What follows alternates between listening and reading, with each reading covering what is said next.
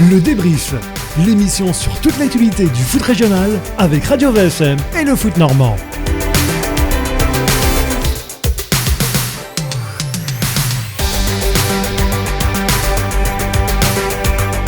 Le débrief, la suite, troisième partie avec Radio VFM et Foot Normand, la troisième partie de ce 21e épisode déjà aujourd'hui. Vous en avez pris l'habitude, la troisième partie elle est consacrée au foot en région. Et aujourd'hui, coup de projecteur sur le club de Passy-Mesnil, Racing Club. Toujours à mes côtés, Mathieu Billot, Foot Normand. Salut Mathieu.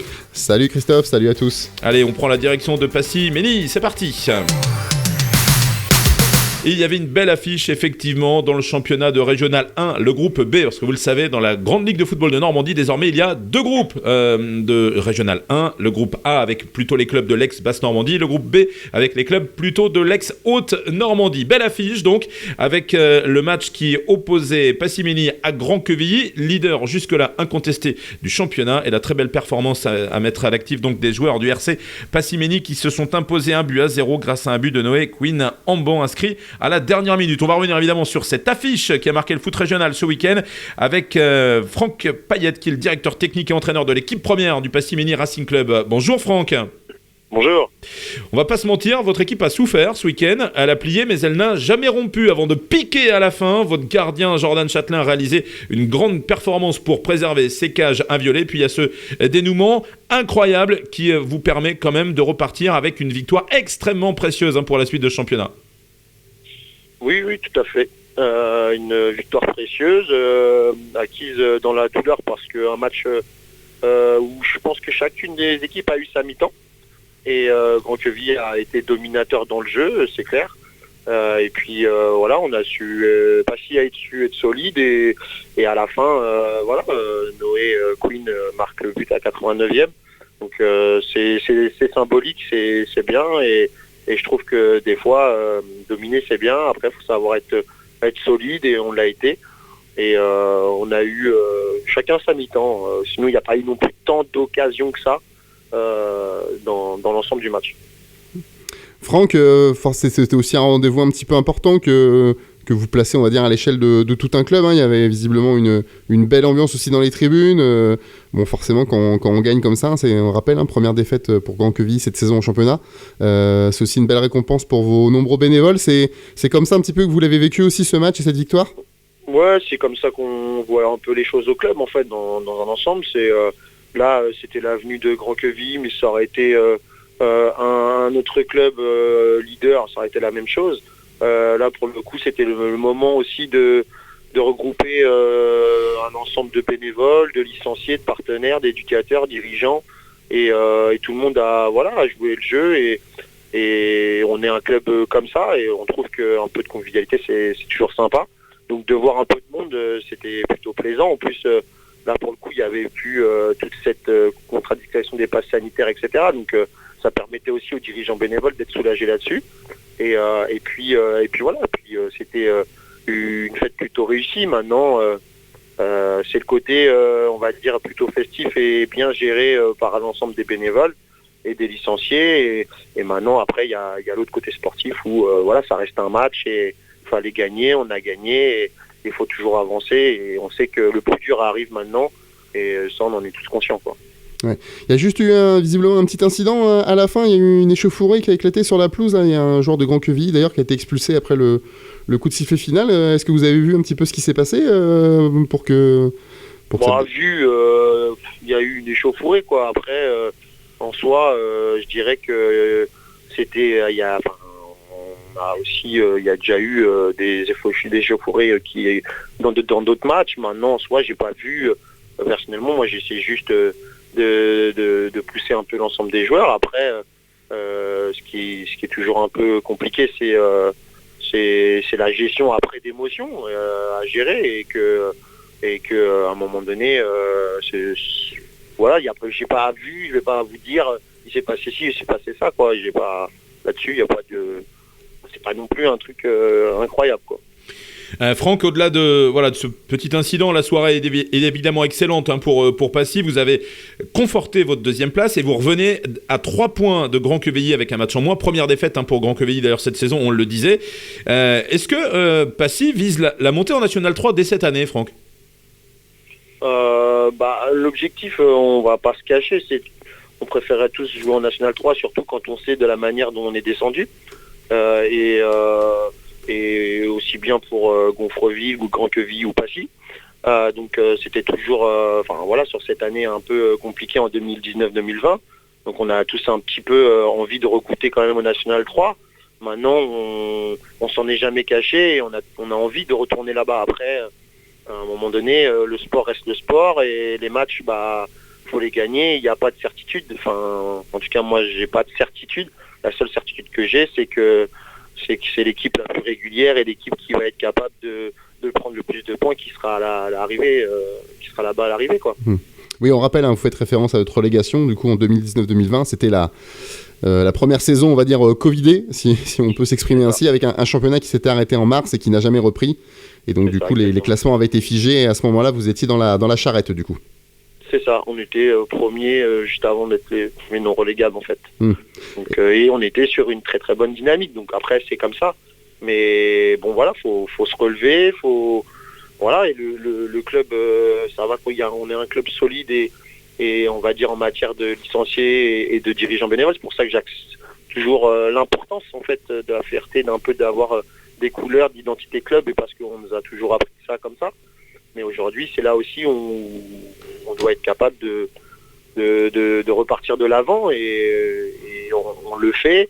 Maintenant, comme je vous dis, il y a rien de fait, il y a encore beaucoup de matchs, le championnat il est loin d'être fini, il ne faut pas s'enflammer parce que sous prétexte qu'on a battu les leaders, et voilà, c'est bien, c'est une bonne performance. Maintenant il reste 6 performances à faire.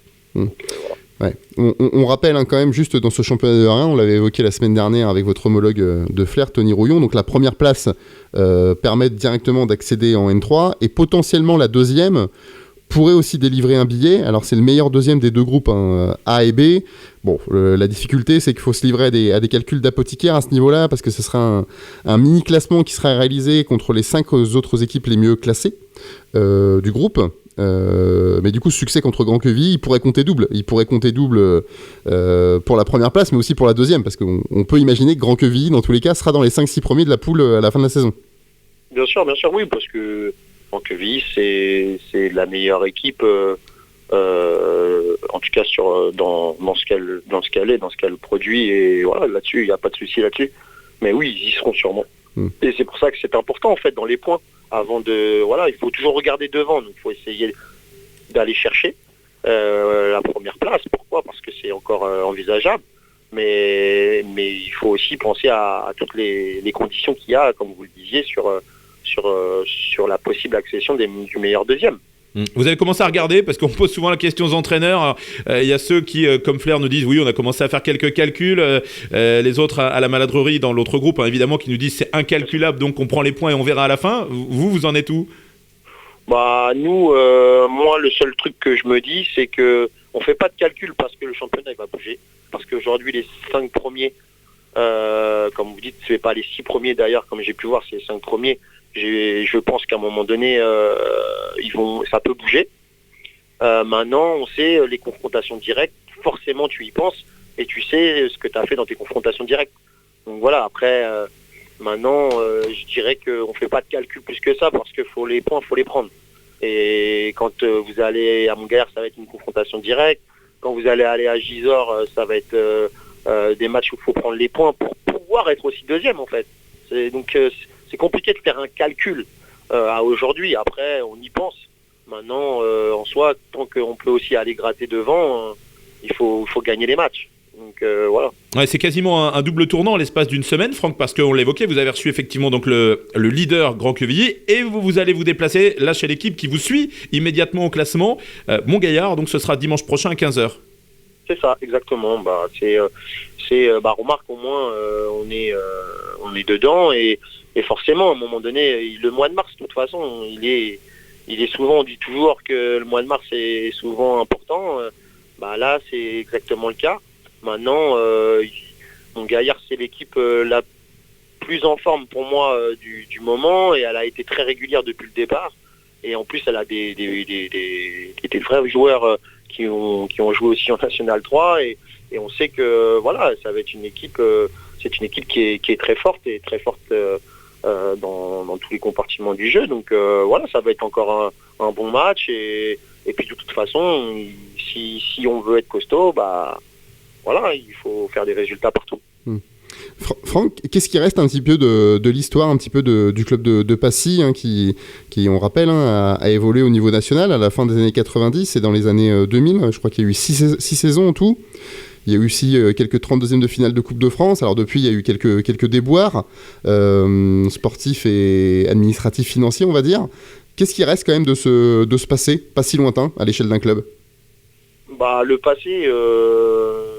Après, le passé, il faut quand même garder en mémoire tout ce qui a été fait de bien et que je pense qu'à un moment donné, Passy reste Passy. On peut tous avoir connu on a tous connu des belles années. En tout cas, moi personnellement, je sais tout ce que j'ai pu avoir, la chance de connaître avec ce passé. Et il faut avoir de la mémoire. Maintenant, en soi, j'ai envie de dire qu'aujourd'hui, pour moi, rien n'a changé, l'identité du club, les couleurs, bah c'est ça, et qu'à un moment donné, moi j'aime bien m'appuyer sur le passé, notamment dans la préparation d'événements, dans la gestion des compétitions qui peut être aborder, la façon dont on peut aborder des compétitions notamment. Et puis après, il y a aussi des personnes qui sont toujours identifiées au club. Je vous parlais de dirigeants.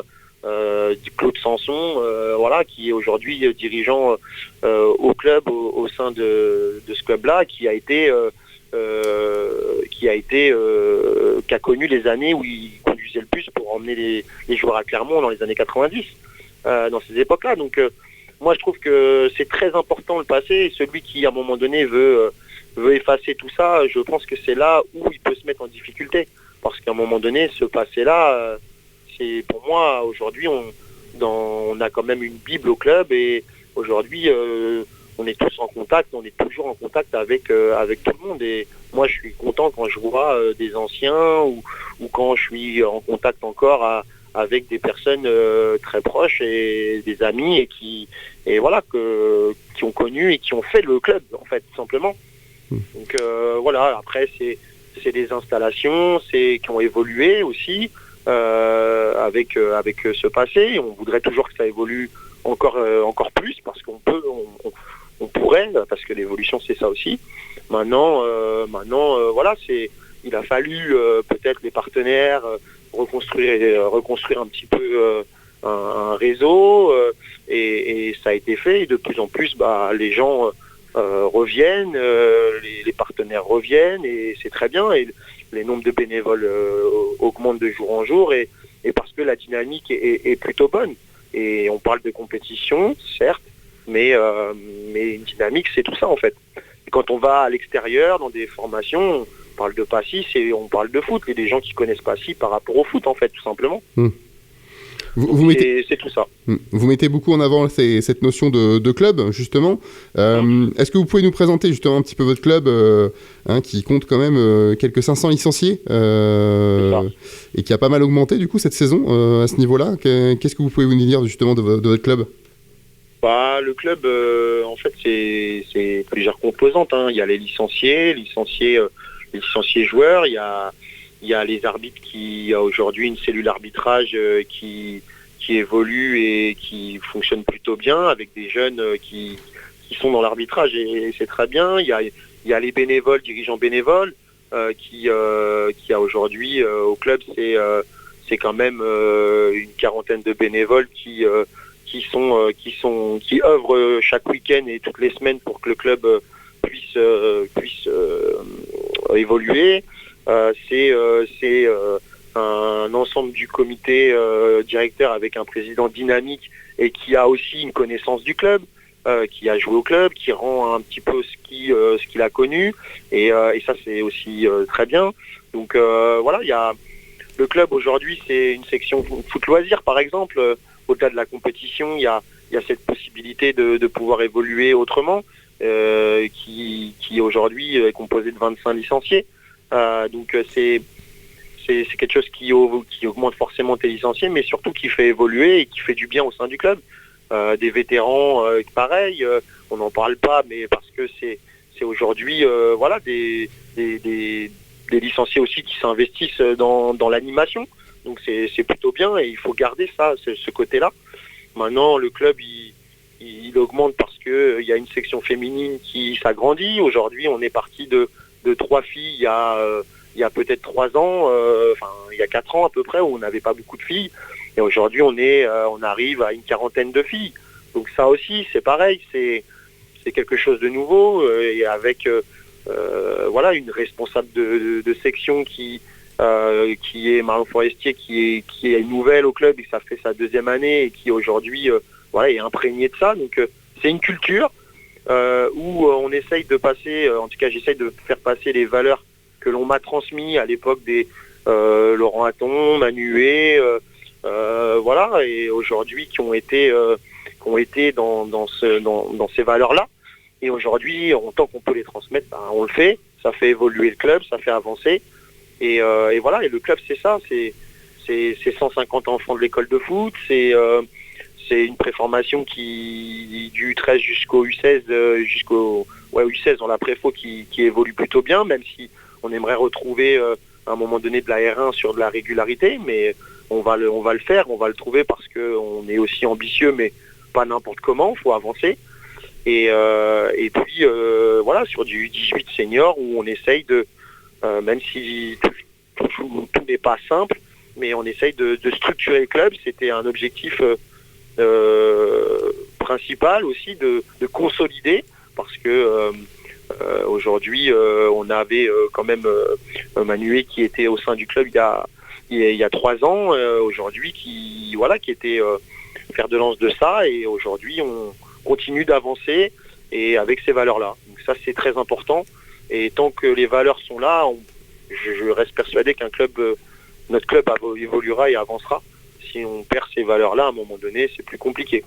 Et donc on imagine que tout ce travail-là pourrait forcément être mis en lumière par une éventuelle montée en N3 de l'équipe première, parce que c'est toujours la vitrine et la locomotive. Bien sûr. Et forcément, ça permettrait de mettre en lumière tout ce travail-là de l'ombre un petit peu.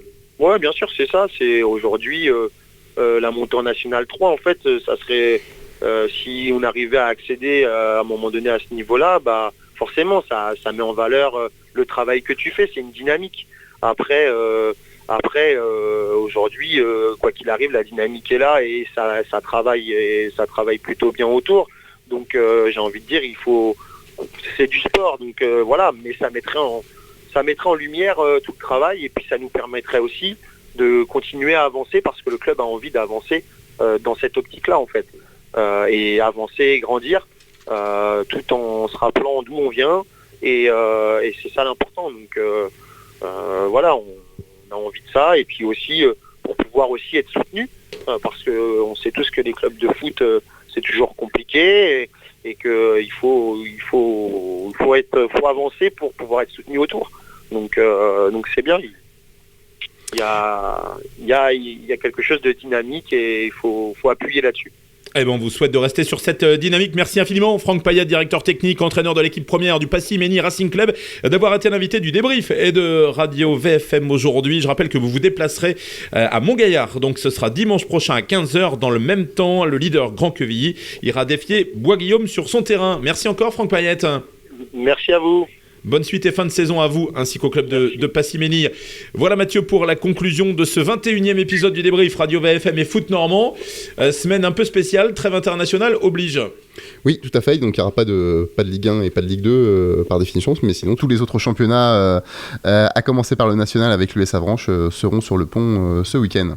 Donc pas de débrief la semaine prochaine. On fait une petite pause pour attaquer beaucoup plus fort dans 2 semaines. Et oui, on parlera notamment de la Gambardella, parce qu'effectivement, il y aura cette demi-finale qui nous intéressera à l'horizon, au stade Michel Dornano, entre le stade Malherbe de Caen et le stade Rennais, pour une place en finale au Stade de France. Mais ça, on aura bien évidemment l'occasion d'en reparler. Merci Mathieu. Merci Christophe. On vous souhaite une belle semaine, 2 belles semaines même, avant de se retrouver pour le débrief qui n'en sera forcément que meilleur. Merci encore une fois de votre fidélité. Merci à Nathalie Briard pour la réalisation technique de ce 21e épisode du débrief. Portez-vous bien et à très vite sur Radio VFM et Foot Normand pour parler foot. Retrouvez toute l'actualité du foot régional, le débrief avec Radio VFM et Foot Normand.